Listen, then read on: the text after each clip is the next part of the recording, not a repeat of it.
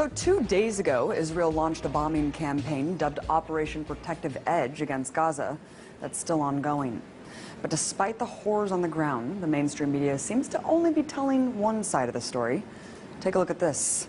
From the Wall Street Journal, Israeli air defense intercepts more rockets as fighting continues. And the LA Times goes on to declare that Palestinian rockets reach farther into Israel. And lastly, the New York Times makes it seem like there's an equal playing field by stating Israel and Hamas simply exchange fire. Well, I guess I really can't expect more from a media apparatus that essentially works as stenographers for the U.S. government. Let's take a listen to what the issue is being framed by the White House. We strongly condemn the continuing rocket fire into Israel and the deliberate targeting of civilians by terrorist organizations in Gaza. No country can accept rocket fire aimed at civilians, and we support Israel's right to defend itself against these vicious attacks.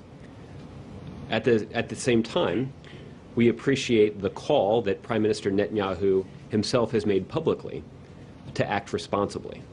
Wait, what? Acting responsibly? I must be in the twilight zone, because to me, the collective punishment of an entire population is the opposite of responsible. So, what's the reality on the ground? Well, just in the last 24 hours, Israeli forces have conducted airstrikes that have struck 160 sites in Gaza, according to the IDF. In total, 550 sites have been bombed. And considering the fact that Gaza is one of the most densely populated places on Earth, with over 1 million inhabitants, any aerial strike conducted in the region almost certainly means civilian deaths. In fact, at the time of this broadcast, the strikes have killed at least 53 Palestinians, including 8 children and an 80-year-old woman.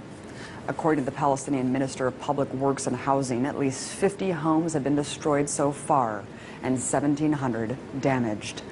So when the IDF talks about hitting, quote, Hamas targets, remember that Hamas is the democratically elected leadership of Gaza, which could mean any government building or social services for Palestinians. So while the U.S. government can go on and on about Israel's right to defend itself, take heed of the increasing death toll in Gaza and the fact that no Israelis have yet died as a result of Hamas rockets.